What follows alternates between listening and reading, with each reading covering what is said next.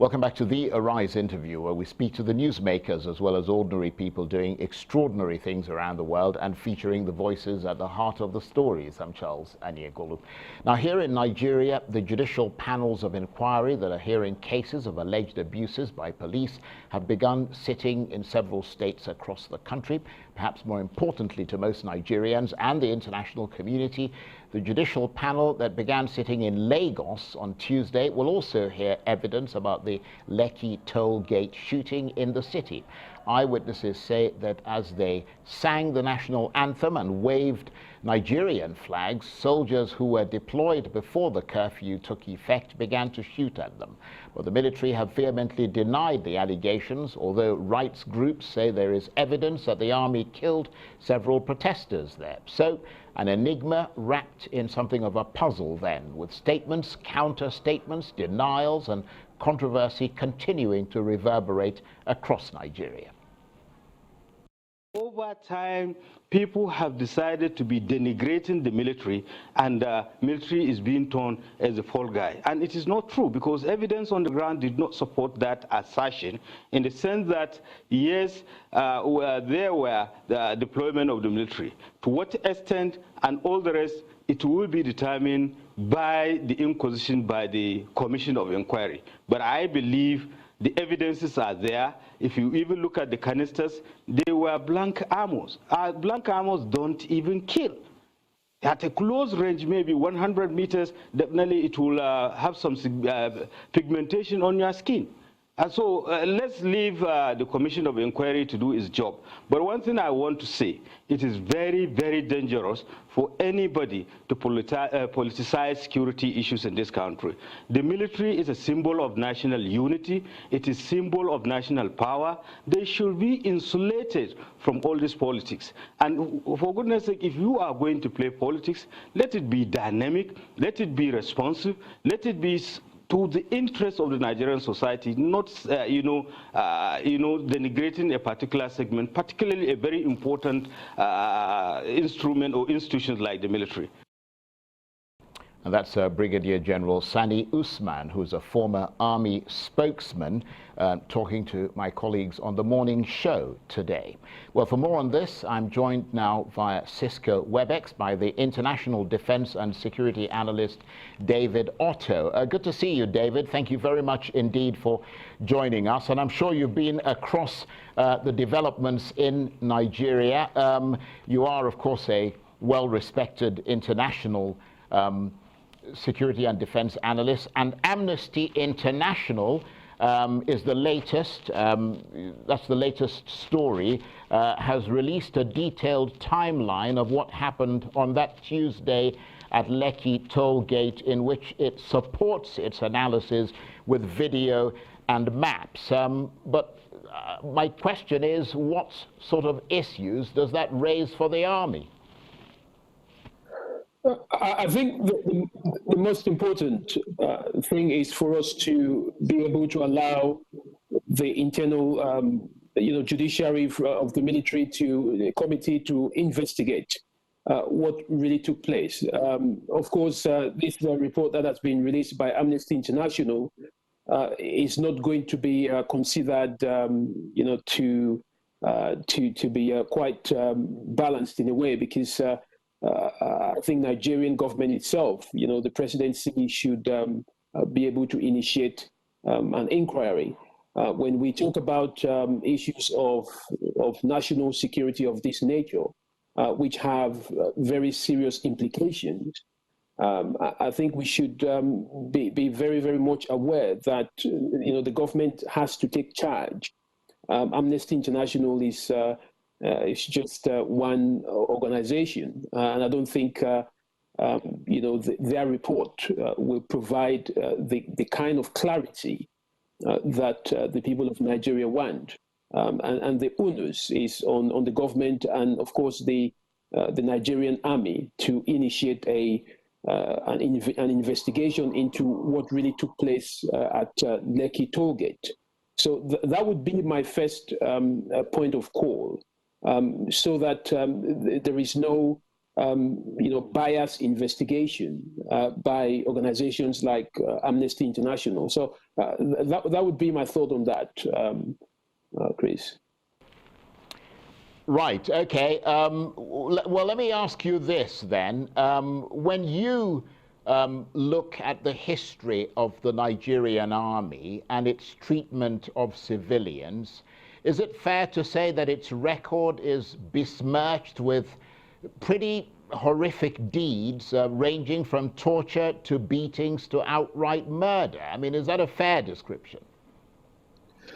I think the background of the Nigerian government, before now and before democracy began in 1999, has been one which predominantly has been controlled by the military under the military regimes.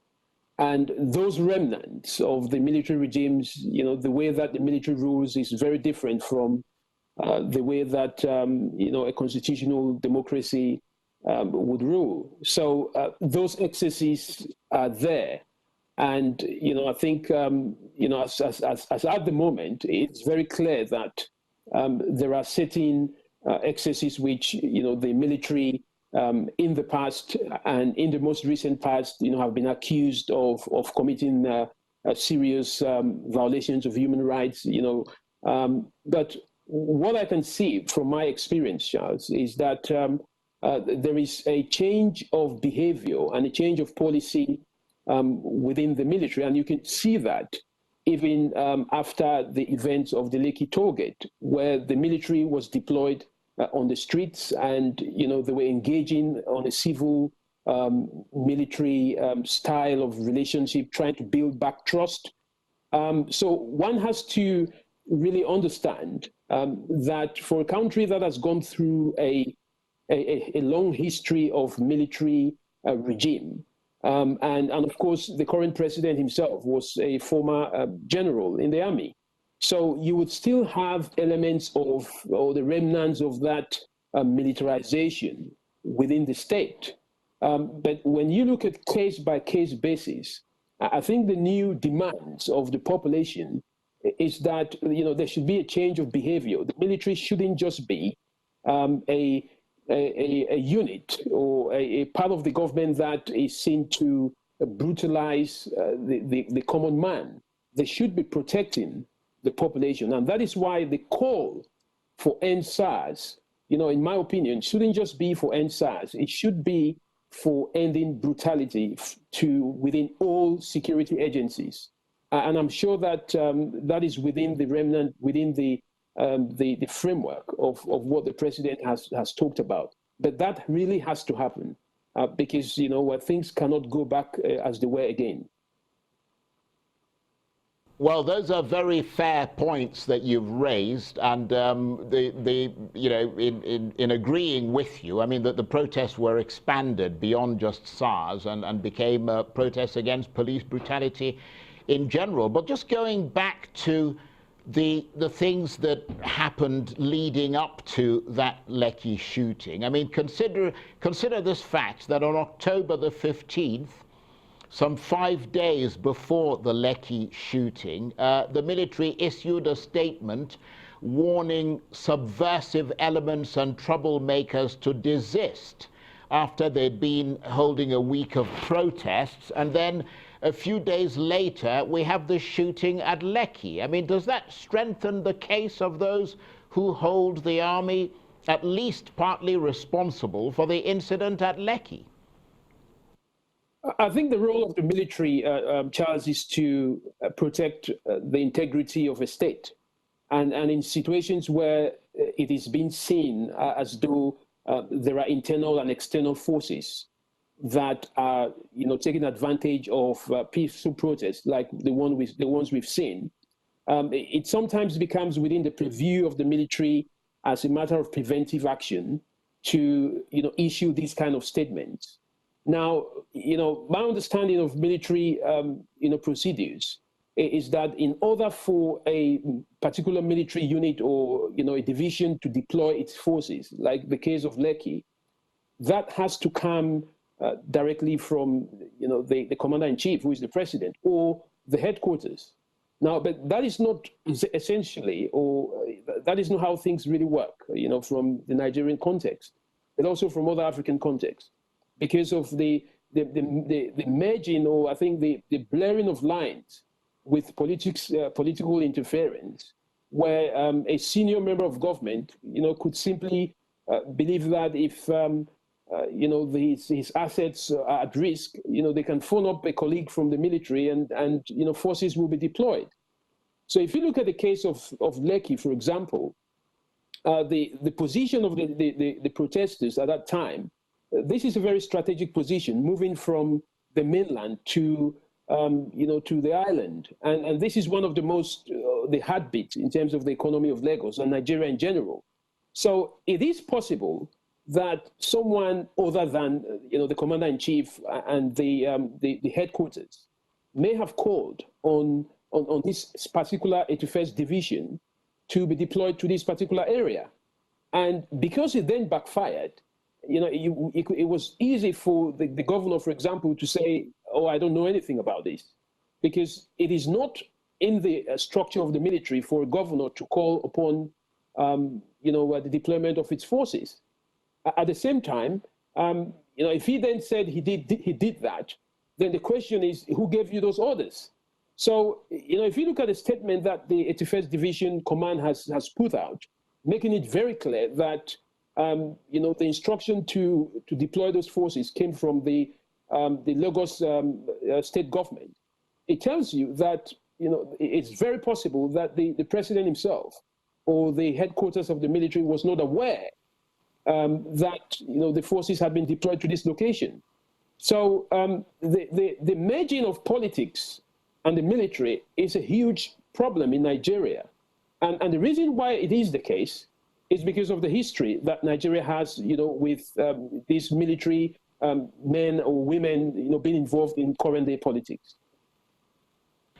Well, that's a very interesting, very thorough analysis. And of course, just to go along that line that you mentioned being adopted by the army, which has now become rather murky, if you ask me. First, they weren't there and it was all fake news. Then they were there on the orders of the state governor, but there was no shooting when video showed a contrary evidence with men in uniform clearly shooting. I mean, whatever next?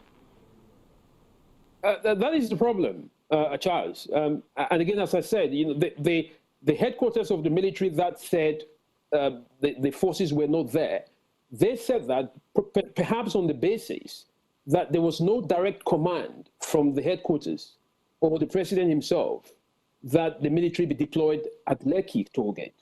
Now, so for that reason, the military would say, our men were not there. Now, the question of why they opened fire on the protesters, this is a matter of wrongful actions. I think that if the military is deployed, and I don't understand why they were deployed, but of course, there is this argument that if the protest was against the police, then it would be counterproductive to then deploy the police to protect a location when the police is under threat itself. So it's a complex scenario, but again, it boils down to the power that politics play in the military and in other countries that have experience with. The military doesn't take instructions from politicians. So as long as politicians or state governors continue to have an influence to deploy the military without the knowledge or sometimes in compliance with the headquarters, but not officially, then you will always have this problem of, we don't know who was there, or we did not order somebody to go there and open fire. So right. It's a tough situation, to be honest. Okay, David, stay with us. We want to talk with you some more. You're watching the Arise interview. Plenty more still ahead as we continue our chat about the impact the NSAS protest is having on Nigeria's political and security establishment. Stay with us.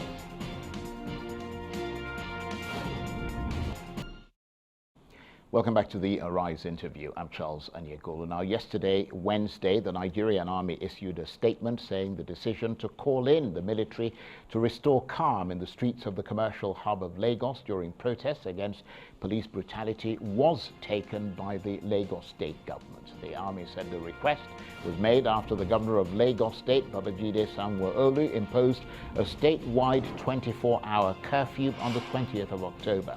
The army continues to deny involvement in the shooting. It said there was no scintilla of truth in any of the allegations suggesting that soldiers opened fire on protesters. Last week, Governor Sanwo-Olu accused powers beyond his control of shooting at protesters. He later said CCTV footage showed army personnel at Lekki toll gate, the scene of one of the shootings. The international human rights group Amnesty International has said that at least 12 people were killed in 2 incidents in Lagos on that day. And the international defense and security analyst David Otto is still with me via Cisco WebEx. So thank you for staying with us, David. So based on what you know as a security analyst, and an international one at that, about the Nigerian military and its history of interactions with the public and all the heated discussions around what happened at Lekki, what have you so far concluded happened on that fateful night? I think before I conclude, I'm sure that most of the audience that lived in the early 70s will remember the 50 Kobo riot, the one that was dubbed the Ali Must Go, when students took upon the streets because the minister then for education, Amadou Ali, had increased the feeding fees from 1 naira 50 to 2 nairas. And what we saw at that time, I'm talking about 1978 when Obasanjo, who was the former military general and the president at the time, he deployed forces into schools, and into the streets to kind of maintain peace and security. And the impact of that, I'm sure a lot of people remember that famous musicians like Fela, had withdrawn their students from school, and we saw a situation where there has always been this distrust between the military and the population. So it's not today, but things have to change. Because the over-reliance on the military by the Nigerian government is a huge problem. And this is why the police itself, is almost seen as, it's been relegated to the background, and they've almost, been, taken upon themselves as a private army of their own, which is what has led to all the NSAS and everything. I mean, if you look at what is happening in northern Nigeria, for example, it was the inefficiencies of the police that led to Boko Haram in 2009. Remember the killing of Mohammed Yusuf. And now the army had to deal with the mistakes of the police. So it's almost like what is happening in Nigeria is the army is the only hammer, and every situation looks like a nail, which means whenever there is a riot, somebody calls in the military. So I think that has to change. And this is what happened in the case of Lekki, where the politicians, for example, the Lagos state government took upon itself to deploy the military to a place where they were not supposed to be there, and because of that, things went out of hand. Now, what exactly happened is something that nobody knows, and nobody is there are so many accounts. It is left for a judicial inquiry to really find out what happened. But somebody got shot by somebody. And because the military were there and they were not supposed to be there, the responsibility has to lie with the commander-in-chief, who then has to question the chief of army. And the chief of army then has to go down and question the head of the 81st Division. And then they have to question the governor of Lagos State. So it's a whole process, Charles, that requires a commission of inquiry, but one that has a civilian component. Right. So, I mean, but let me ask you this, though. Beyond the panels of investigation that are currently taking place in various states, I mean, is it likely, from what you know, that the security services, the army, the police, are at the same time carrying out their own internal investigation and have had their debriefings and analysis of what happened, so that even now, as we speak, their leaders, their commanders know whether people were shot and killed at Lekki, even though their public statements are still denying that it happened? Yes, of course. You know, from what I know, the military is currently, you know, carrying out an investigation to understand exactly what happened at Lekki Gate. And, you know, because of the nature of these interactions, it involves not just the military, but it involves, you know, some elements of the police that were nearby. It also involves the Lagos state government. So the inquiry has to be multi-agency. Who deployed these forces? Who gave the command? Because the army has made it very clear that the command did not come from the headquarters in Abuja. And you know, if it didn't come from the headquarters in Abuja, then it did not come from the commander-in-chief, who is the president. So the ongoing investigation is to determine who made that call and, you know, who pulled the trigger. And of course, you know, the question of how many people died is something that has to be very, very much, you know, investigated by, you know, the military itself. It has to be investigated by the Lagos state government. But because of some of the implications of these actions that took place on that day, you know, I find it, you know, that it's a very difficult position to actually successfully investigate it without involving some members of the public, you know, who really want justice. And I think that would be the way forward. Each and every organ, the Lagos state government, the military, the police, doing their own investigation is insufficient. But that always happens, you know, in these kind of scenarios. And I hope that we would have a one comprehensive investigation that would point exactly what really took place at Lekki tollgate. And you raised an interesting point earlier when you talked about the fact that the army often are forced to step in to fill the gap where the police should have been. I suppose that underscores, perhaps as nothing else can, the terrible plight of the Nigerian police, whose welfare is clearly not a priority. I mean, whenever one talks about taking care of the police, paying them well, looking after their welfare, somehow the money is never available, and yet there's always enough money to keep them supplied with guns and ammunition. I wonder if you might comment on that in the last minute that we've got. Again, it comes down to the over-reliance on the army by the government.